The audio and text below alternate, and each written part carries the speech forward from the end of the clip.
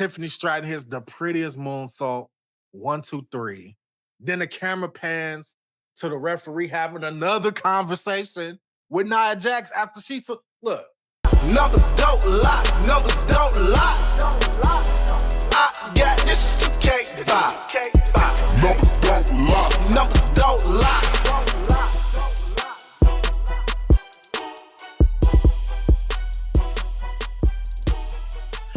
What's up, Mass Gang? We back at it again. Another episode of the Crimson Mass Show, a pro wrestling podcast with attitude. We gonna get straight to the shit. Starting off with Monday. The first thing I want to say is, and I'm gonna just be completely fucking honest with you guys, I don't give a shit about Crown Jewel Perth, Crown Jewel Saudi Arabia, Crown Jewel. It's a Night of Champions ripoff. You go to the show, you see the Smackdown champion versus the Raw champion for the men's, the women's. I don't give a shit about it. Seth Rollins, Cody Rhodes, they had a whole thing at the beginning of Raw, and I was just like, okay, fine. I mean, they have history. It just feels like there's no stakes to it. It's like a fucking exhibition. I personally don't give a shit about exhibitions in pro wrestling. I hate matches that have no stakes to them. Like, you can't really build a storyline because you know it's basically a one-off. They're going to have their little lead up to Crown Jewel, and then they're going to have their little match, and then that's going to be it. That's going to be it. There's not going to be any follow-up or payoff from the fact that Seth Rollins pretty much has never beaten Cody Rhodes. Cody Rhodes beat him with one fucking peck. Then fucking Seth Rollins helped Cody Rhodes finish his story. But they're gonna have this one-off, and then that's just gonna be that. Just like the whole Brock Lesnar, John Cena thing. We'll get to that in a second. It's just the one-off. And like, it's hard for me to invest as a wrestling fan into a match that is a one-off that's not going to have a continuous storyline to follow up with it. So, I mean, yeah, I'm sure it'll be cool. You'll already see later in the week, yeah, Cody gets attacked by the Brons or whatever we calling them, the Visions or whatever. But yeah, man, I don't really care about this. There's just no stakes to the match whatsoever. Another thing from Monday Night Raw that I want to touch on is just Jey Uso. And Petey Stump pointed out to me, this Triple H era, they like to drag things out. Like, and me, I'm a patient person. I'll be the first person to tell you some shit like, let it play out when it comes to like storylines and things of that nature. But this Jey Uso thing, okay, we can all see at least turn a heel, I think, because WWE in the Triple H era also likes to have guys turn heel 1 second, turn face the other, this, that, and the third. And I'm not really into that either, but you know, it is what it is. I don't have too much to complain on that. But anyway, basically, Jay had his match with LA Knight. The Brons got involved, fucking leading Jey Uso to hit LA Knight with a spear and get the victory. And then he's leaving. Like, come on, like, if we talking street rules, if I just got in a fight with you and some random dudes just walked up and start jumping you, like, why the fuck would I turn around and help him? On my other channel, the Crimson Mass Pro Wrestling, one of the people left a comment to one of the shorts we posted there saying that LA Knight would have done the same thing if the roles were reversed. And that person is 100% right. So me being Jey Uso, why am I about to turn around and help this dude that I got beef with? And for whatever reason, Jimmy felt the need to take his ass out there with his chair, talking about, come on, they gonna kill him, Oos. Like, what I would have been like, bro, if you don't bring your ass home, man, we ain't finna go help that, man. I would have said, we ain't going to help that gentleman in the ring. Like, no, we finna get up out of here, bro. Like, if I was Jay, I would have said, man, come on, man, you playing too much, man. Let that dude take care of himself. Jimmy took his happy ass down there. Happy father, Jimmy Uso took his ass down there to the ring to try to help LA Knight.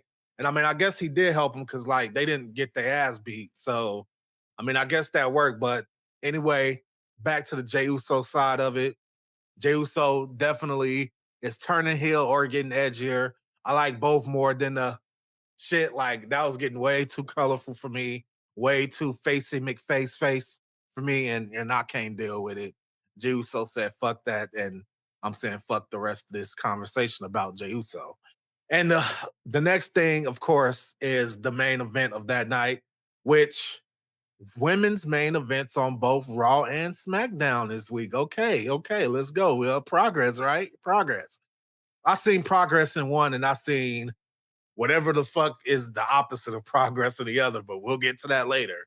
Asuka finally turned on EO, man. That shit was the funniest shit I've seen. To me, being an anime lover, I was just watching and just listening to like them talking and shit, but leading up to the heel turn. And then Asuka, right now, she got real pimp energy. She got real pimp energy. Her pimp hand is strong. Her pimp hand is strong. Not only has she been pimping out Kairi Sane for weeks, Kairi, telling Kairi to bring her, to telling Kairi what to do. And Kairi, I don't know how to explain it, man. Man, I don't know how to explain it, man. Oh, man, what word can I use? Kyrie sometimes, bro. I don't think she all there, bro. She okay. First, Kyrie, and trust me, once again, as you can see, I watch anime, so I get a lot of it. Kyrie came out, she was doing all this and shit, and then like when it came to when it came to the time where Oscar told Kyrie to attack Rhea and attack Io, she got into like some fucking stupid looking ass like her arms was all like this, like a baby dinosaur or some shit, like a baby T-Rex or some shit. She just like walking slow to. I said, "What the fuck are you doing? Like, what the fuck are you doing?" But anyway, first Oscar tells Kyrie, "Oh yeah, let's go attack Rhea." Kyrie also there, baby dinosaur. She walking over there and shit. And then Rhea caught her head, and then she got knocked on the floor. And so then Rhea, of course, was able to get the roll up and win. And of course, she got fucking misted. And I mean, I guess the shit is still on her skin days later, but she got misted, and then EO tried to come out and save Rhea Ripley, but she ended up like, thinking that she was gonna talk Oscar out of it. And Oscar, and they just talking and stuff, and then Oscar like or some shit, like some shit. She like crying and shit, like they having a touching moment. And then man, Oscar had to show that her pimp hand was strong because she backhanded the dog shit out of EO Sky, and EO Sky fell. And then what Kairi Sane do after she backhanded her? Kairi Sane did a little baby T-Rex shit that she was doing the whole fucking time. And then Oscar's like, get her, go get her right now. And then Kairi, baby T-Rex shit. Now Kairi Sane's attacking EO, which I'm just like, is it because they the Kabuki Warriors? Well, because I could have sworn like, are y'all all not like equal levels of friend? Why would you attack? Why wouldn't Kyrie just roll the fuck out of the ring? But I guess it makes sense because Kyrie said earlier, like a week or two ago, like we're only here because of Asuka. So I guess that's the whole reason behind it. And then so yeah, anyway, she hits with an insane elbow, and that's it. Kyrie and Asuka fucking turned on EO Sky. News for Monday. The only thing I could really think of, honestly, for the news for Monday was I told you so. In the last video, I said that if you looked up the definition of mid in a dictionary, you will see WrestlePalooza. That's what I said. And what the ESPN, the debut channel, the debut app for WWE PLEs, What did they grade WrestlePalooza? A motherfucking C. A C. And what do we call a C? A mid. It's a mid grade. Because it was a mid show. And I fucking told you so. I told you it was mid. If I had somebody tell me too, like they told me after I recorded the video last time, I went to like a gathering later in the day and had another WWE fan say, yeah, wasn't WrestlePalooza great? And my response was, no. Simple as that. No, WrestlePalooza was not great. It was average. Like average. I mean, that's the best thing I can really say. But yeah, man, that was pretty much it, man. It's good to see that ESPN and me are on the same page and thought that WrestlePalooza was a very average to below average show. Tuesday, you had TNA invade NXT. Now, me, I'll be the first to tell you, I'm not no devout watching NXT every single week. That's not me. That's not how I move. I ain't gonna sit here and lie to you. I don't be watching NXT like that. I don't be watching TNA like that either. So I'm gonna just be completely honest. But what I can fucking tell you is that I was fucking elated seeing fucking Matt Cardona on a WWE television program again. Oh my goodness, I've been wanting, and I wish they would have gave us a little bit more than what they gave us with Matt Cardona appearing on screen. But boy, was I fucking excited to see fucking Zack Ryder in the screen. Oh, radio. Like, boy, man, if they play that fucking thing, bro, that theme is so fucking underrated, bro. That theme is so fucking underrated. Oh, radio, tell me everything you know. Oh, don't get me started up in here. But yeah, man, I was so fucking happy seeing Matt Cardona on the ring, man. I do not know for the life of me why WWE has not signed this man. They say, oh, yeah, well, if you make yourself, self-made person and you go to WWE, then they're going to hate you for it. I don't know about all that, man, because fucking Cody did it and he's like the fucking quarterback now. So I don't know. But all I know is that this shit got legs. I do think if I could look at it with a critical eye, it's kind of difficult because some of the biggest names in TNA are former WWE. They can't let this get too far away from them and a lot of people are already saying this, especially the AEW fans. You can't let it get too far away from you where you're fucking just a feeder company for WWE. They have to start letting some of these TNA guys win some of these NXT titles. Like it has to be a give and take two-way street.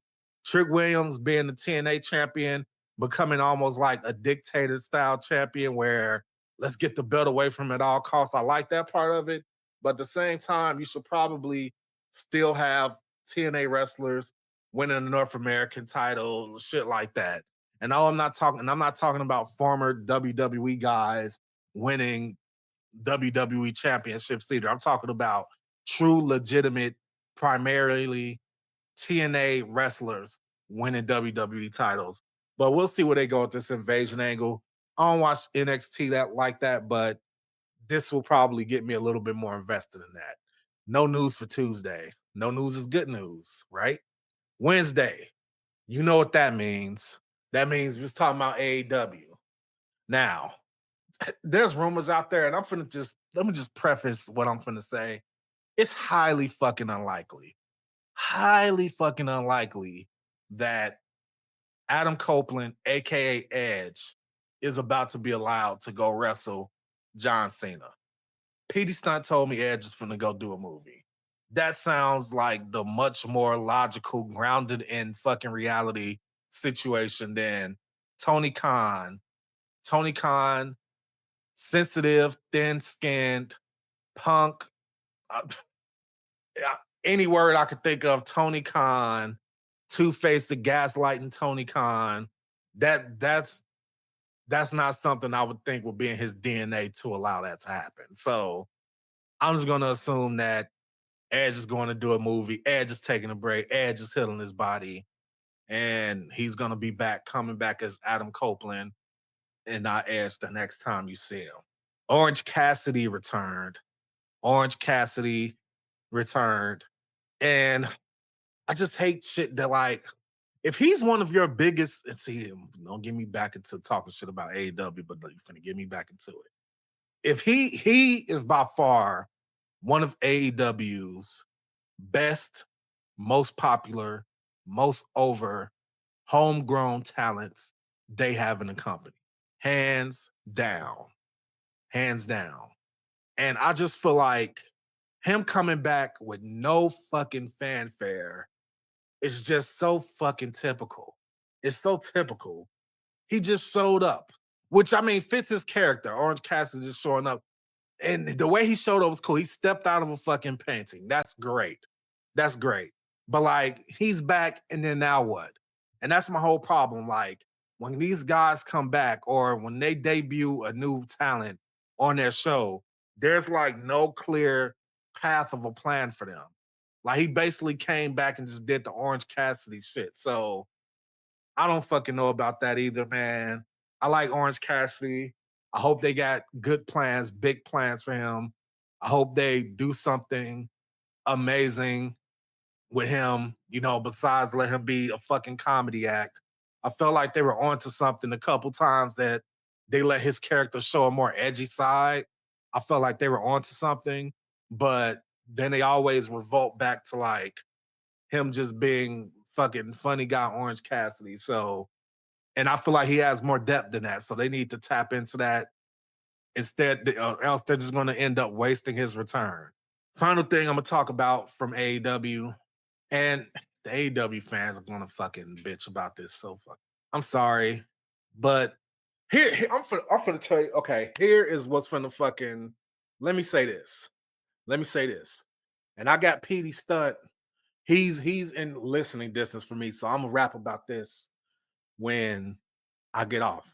Did Jon Moxley not say one of his issues in WWE was the hokey bullshit, like the fucking pushing the hot dog cart, wearing the gas mask, all that bullshit, right?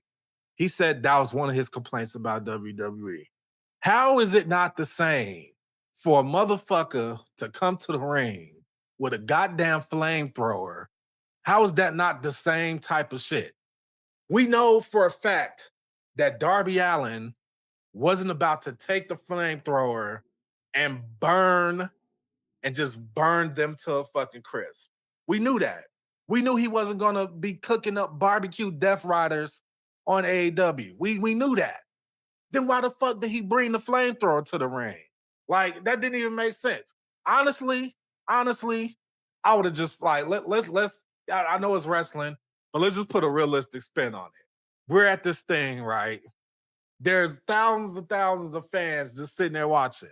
I'm standing there, you coming to the ring with a fucking flamethrower. Now, you did set me on fire in the body bag at All Out. That did happen. But it's just it's too fucking unrealistic to me, man. I'm sorry.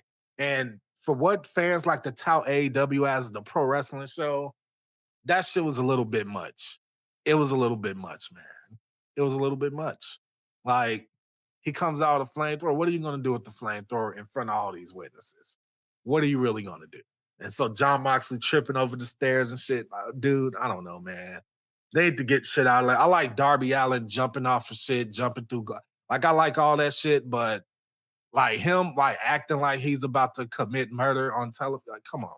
Come on. Like, it don't even make sense. Thursday, we ain't really had too much for Thursday. That's when I could typically do TNA.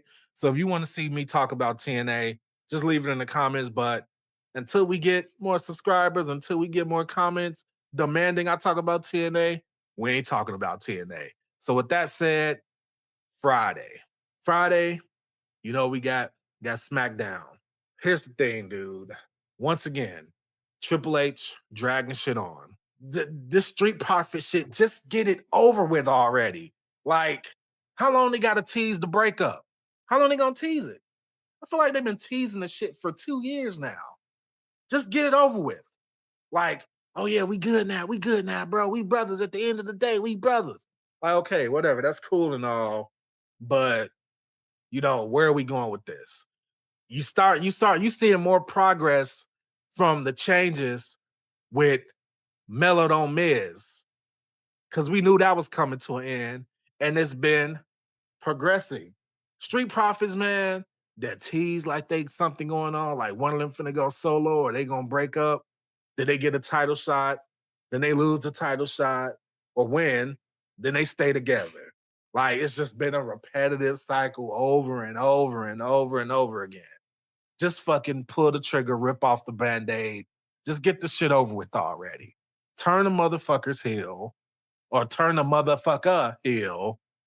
I don't care which one. I prefer it to be Montez because Montez is definitely the Shawn Michaels to Angelo Dawkins, Jannetty. Like, he definitely is. And I'm sorry, and I know there's a lot of Angelo Dawkins truthers out there, and I think Angelo Dawkins is great, but Montez Ford is on a completely different level than Angelo Dawkins. Like, Montez Ford could walk into AEW tomorrow, join the Hurt Syndicate, and be the biggest star in that company. I truly believe that.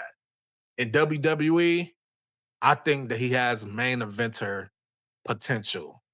I think he has main eventer potential if, if, if they won't let a brother do that. You know what I'm saying? He got main event potential, but they need to get the shit over with, man. Crown Jewel Perth. I don't give a shit about the Cody Rhodes, Seth Rollins, all the Stephanie Vacquer, fucking Tiffany Stratton. I don't give a shit about none of that brand battle of the brand shit. What I care about is I want to see if the Street Profits is finna split from it's finna split when they face the Y6. I don't even know if the Y6 and the Street Profits is fighting at Crown Jewel. Who knows? It's a tag match. Who knows? Jacob Fatu came back and he put the boots to Drew, man. Drew's in that ring bitching and crying. I do think that what Drew's doing now, just like I fucking predicted, I do think that you're gonna get an unhinged Drew McIntyre once he goes do his thing and he comes back. You're gonna get an unhinged Drew McIntyre, a conspiracy theory believing Drew McIntyre, an insane Drew McIntyre, and I think that's what the fuck is needed. And I'm excited to see that. But Jacob Fatu put the boost to him. Jacob Fatu got in the ring, told him to shut his ass up, told him that he's bitching too much. He got headbutted right in the grill, but then after that, he proceeded to beat the shit out of Drew McIntyre, beat him with his own walking boot. Thought Drew was finna try to put the boots on Nick Aldis. That would have been exciting. I got excited for a minute, but returning Jacob Fatu, coming back, beating the shit out of Drew, you can't really get better than that. So that was exciting. Jacob Fatu came back. Don't know where the fuck he was, but welcome back, Jacob Fatu. Oh man, and last but not least, oh boy, last but not least, that fucking main event on SmackDown. That main event on SmackDown, Tiffany Stratton, Jade Cargill, Nia Jax. Me, I will never want somebody to get fired or lose their fucking livelihood over something. I would never want that. But I would be surprised if somebody wasn't punished for the last couple minutes of that match. I don't take all the other rest of the match away. That's not what matters. The rest of the match does not matter. I'm talking about the match from the point that Jade Cargill got her head busted to the white meat, to the pin that Nia Jax either was supposed to kick out and didn't, or the referee just fucked up completely, to the referee and Nia Jax having a live conversation with Nia Jax on her fucking back after she's supposed to be knocked out about why she didn't count the pin. All that shit was a fucking disaster. All of it was a disaster. The only person not included in that disaster is Tiffany Stratton. She's completely out of it. Jade Cargill, it could go both ways. Okay, let me break. Okay, Jade Cargill, here was her contribution to the disaster. Nia Jax threw her against the steel steps. Okay, she threw her against the steel steps. Now I don't know if they're taught and trained to how to throw people against the steps. But I do know that my 20 plus years of watching John Cena get thrown against the steel steps, he goes towards the steps. When he goes towards the steps, he pushes the steps with his arms to make it look like he hit the fucking steps, but he didn't. It gives the effect that he went into the step. Jade, it's almost like Jade 100% just rams her face into the steps to knock the steps over. And I'm sorry, bro. She got to get that AEW out of her, man. She got to get that AEW out of her. Then that's not even the part that's AEW. Because people make mistakes. She could have just, not timed it right, busted her head. Okay, fine. But the part where she started walking towards the camera, talking shit, showing her skull, bleeding everywhere, I cannot imagine that went over too well with the USA Network or went over too well with the people behind the gorilla position. I can't imagine that went over too well. They don't even like people having a hint of blood showing in a regular circumstance. She got in the camera, start talking with the blood, and the first thing I thought of was, damn, she thinks she's back in the AEW. Because that's the fucking look like. It looked like Britt Baker fucking, showing, that she's bleeding everywhere. And we all know how AEW get down. In AEW, that shit would have been praised by the wrestlers, the fans, and management alike. WWE, you do that, yeah, us fans will praise it. We're like, oh shit, she's busted open. We love blood. Well, I do. Like, we were, oh yeah.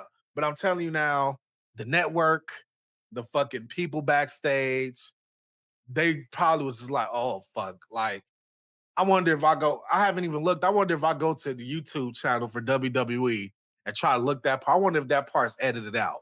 Because, yeah, man, that shit is yeah, that's the type of shit that yeah. And then let's get to the biggest fucking offenders to the train wreck. That was that triple threat main event. The biggest offenders to that shit was most definitely the fucking referee and Nia Jax. Petey Stunt said Nia Jax deserves to be fired. And you know what?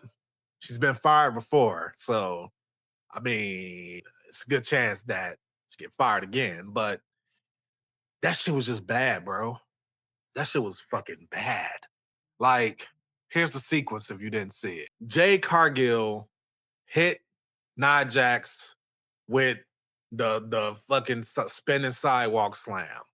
Tiffany, and goes for the pin. Tiffany double drop kicks Jade out of the fucking ring and then pins Nia Jax.